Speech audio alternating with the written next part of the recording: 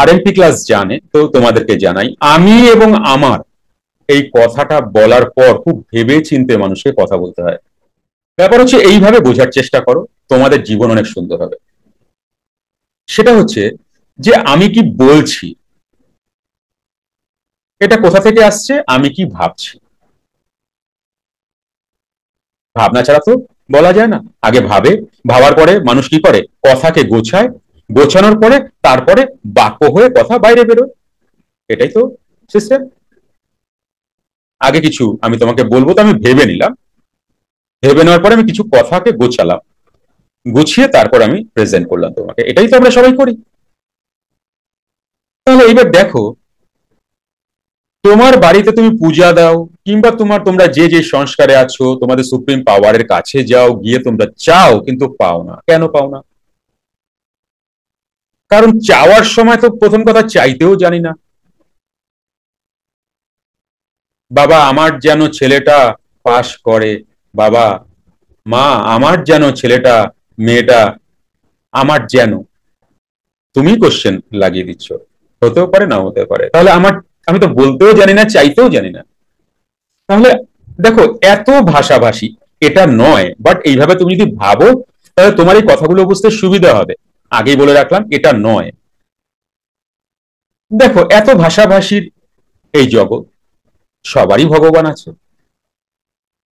তাহলে তুমি যদি মনে করো কৃষ্ণ চালাচ্ছে সমস্ত জগৎ, তাহলে কত ভাষা কৃষ্ণর বুঝতে অসুবিধাই হতে পারে। এইভাবে ভাবো। বা ধরো সৃষ্টিকর্তা, যারা ঈশ্বর বা ঠাকুর দেবতা, যাদের অন্য রিচুয়াল বা অন্য সম্প্রদায়, তারা সৃষ্টিকর্তাকে মানে। তাহলে তোমার সৃষ্টিকর্তা জগতের সৃষ্টিকর্তা। তাহলে জগতের এত ভাষা তিনি বোঝেন? বোঝেন না। এইভাবে ভেবো। তাহলে তিনি কি বোঝেন? এই যে তুমি বলো আমার ভগবান চাইলাম দিল না, তাহলে তিনি কি বোঝেন, কিভাবে বোঝেন, কিভাবে রিড করেন তোমাকে?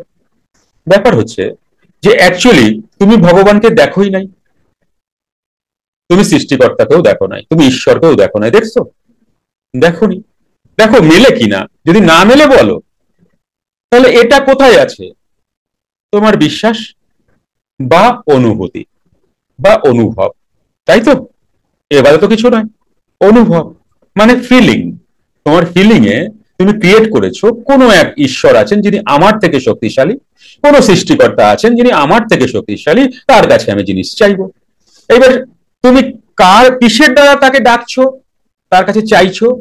তুমি যদি বলো তার কাছে পৌঁছায়? পৌঁছায় না। কারণ ভগবান অনেক দূরে থাকে, তাই না? আকাশে থাকে। তাহলে তুমি তুমি তুমি কি দ্বারা ভগবানকে, তোমার অনুভব, তোমার বিশ্বাস, তোমার ফিলিং, মানে তোমার ভাবনা চিন্তা। এইবার তোমার ভাবনা চিন্তায় তুমি যা ভাবছো, সেটাই তোমার ভগবান বুঝতে পারছেন। মিলছে বিষয়টা?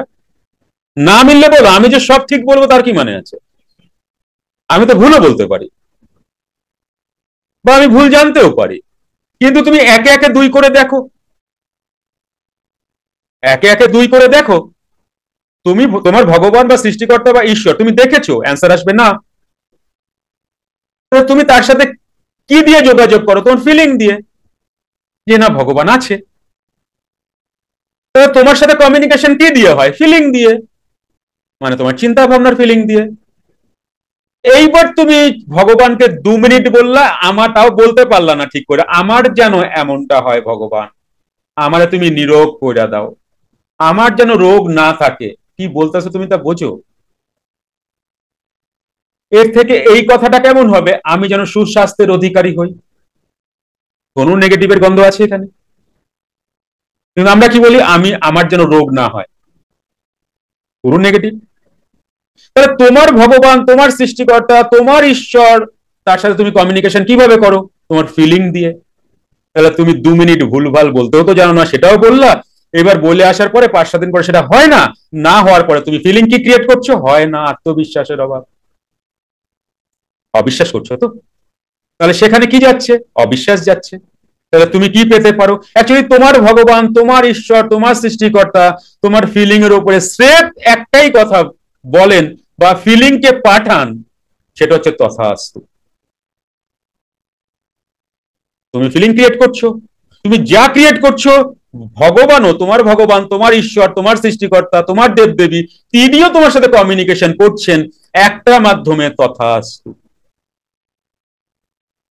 এইবার তুমি সারাদিন কি চিন্তা করো, তাই তো তথাস্তু হচ্ছে। আমি আমার বলে কি বলো, সেটাই তো তথাস্তু হচ্ছে। আমি এবং আমার বলে তুমি কি বলো, সেটাই তো তথাস্তু হচ্ছে। মিলছে? একে একে দুই মিলছে, না মিললে বলো যে মিলছে না, রাইট? তাহলে এটা যে তোমার নেগেটিভ অরার থেকেই এই চিন্তা ভাবনাগুলো সৃষ্টি হয়।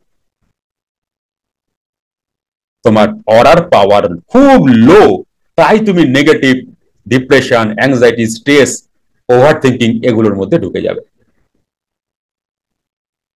আর তোমার অরা যদি স্ট্রং হয়, তাহলে তুমি পজিটিভ, সবসময় ভালো মানুষদের অ্যাট্রাক্ট করবে এবং তোমার সাথে সবসময় ভালো কিছুই ঘটবে। খারাপ কিছু ঘটলেও তুমি তা ইগনোর করে তোমার সফলতার দিকে তুমি এগোতে থাকবে। তাহলে ওরা এবার আসছে, তাহলে ওরা ক্লিন কি করে করে বা ওরার পাওয়ার কি করে বাড়ায়, পাওয়ারফুল ওরাকে কি করে ক্রিয়েট করা যায়, কি করে পাওয়ারফুল ওরাকে ক্রিয়েট করে আমি একটা বর্ম তৈরি করব যাতে করে কোনো ভুলভাল জিনিস আমাকে আহত না করে। তাহলে সেই কারণে বৃহস্পতিবার আমরা স্নান করব একটু অন্যভাবে। আমরা জলের বালতি নেব, জলের বালতিতে 3 ফোঁটা লেবুর রস দেব, 1 চিমটি হালকা নুন দেব,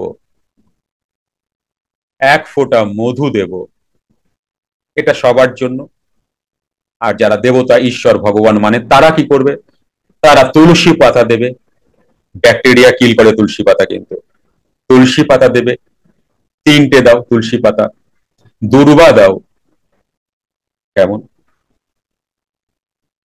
এগুলো দিয়ে জলকে 5, 7, 10 মিনিট রেখে দাও। এইবার তোমরা সেই জিনিসগুলোকে তুলে একটা ভালো বাটিতে বা কিছুতে রাখো, রেখে একটা অন্য জায়গায় রেখে দাও। বা তোমরা যে ঘরে ঠাকুর দেবতার শ্রীচরণে ফুল দাও, ঠাকুর দেবতার শ্রীচরণে ফুল দাও, সেই ফুল বেলপাতা যেখানে ফেলো, সেখানে গিয়ে এই তুলসী পাতা, দুর্বা, 3টে দুর্বা নিয়ে সেগুলো ফেলে দিয়ে আসো। স্নান করতে করতে, স্নান করছো বালতিতে, তুলসী পাতা ড্রেন ড্রেন দিয়ে যেন না যায়, দুর্বা ড্রেন হয়ে যেন না যায়, আগে ফেলে দিয়ে আসো। কিংবা স্নান করে উঠে সেই পাত্রটা রেখেছো, সেই পাত্রটা ফেলে দিয়ে আসো। এটা তোমরা দিনের বেলা করে নিলে। রাত্রিবেলায় তোমরা ক্লাসে আসছো, এইবার অ্যাকচুয়াল এটা কি হলো, বাইরে দিয়ে করা হলো, বাইরে। এইবার ভেতর দিয়ে কিভাবে করব, প্রাণায়াম এন্ড মেডিটেশন। তুমি যত মেডিটেশন করবে তত তোমার অরা স্ট্রং হতে থাকবে। অনেকে ঝাম করে চোখ খুলে দাও, টুম করে চোখ খুলে দাও, মেডিটেশন হয়ে যাওয়ার পরে 5, 7, 10 মিনিট চুপ করে বসে থাকো, ভাইব্রেশনকে নাও, ব্রেন থেকে পুরো সেলে সমস্ত জায়গায় তোমার ছড়িয়ে এক আলাদা অরা হয়ে যাবে তোমার, এবং সেই অরা স্ট্রং হয়ে যাবে। এই যে আজকে বললাম, কাল পরশু যোগা ক্লাসে যখন করাবো, এমন 2-3 জন আছেন, তারা চোখ খুলে দেবে, মনেই থাকবে না, মনেই থাকবে না। অল টাইম মেডিটেশনের পর ভাইব্রেশন নিতে থাকবে।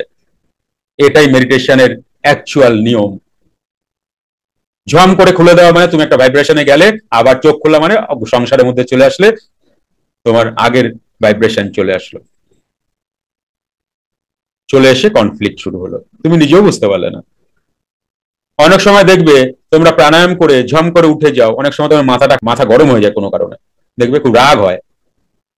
প্রাণায়াম বা মেডিটেশন এটা হবে কেন হয়, কারণ অনেকগুলো আছে, তার মধ্যে এটা একটা।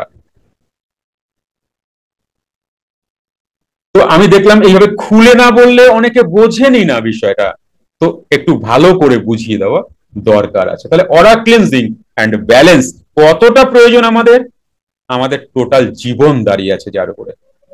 একটি ঘোষণা আপনাদের সবার জন্য। সুপ্ত ক্রিয়া, মেডিটেশন এবং অন্তর্মুখী প্রাণায়াম ক্লাসে আসতে চাইছেন? মঙ্গল, বুধ ও বৃহস্পতিবার আপনার বাড়ি বসেই জুম অনলাইনে এই ক্লাসটি করতে পারবেন। সময় সন্ধ্যা ৮টা থেকে রাত ৯টা অবধি। আসুন, ক্লাসে দেখা হবে।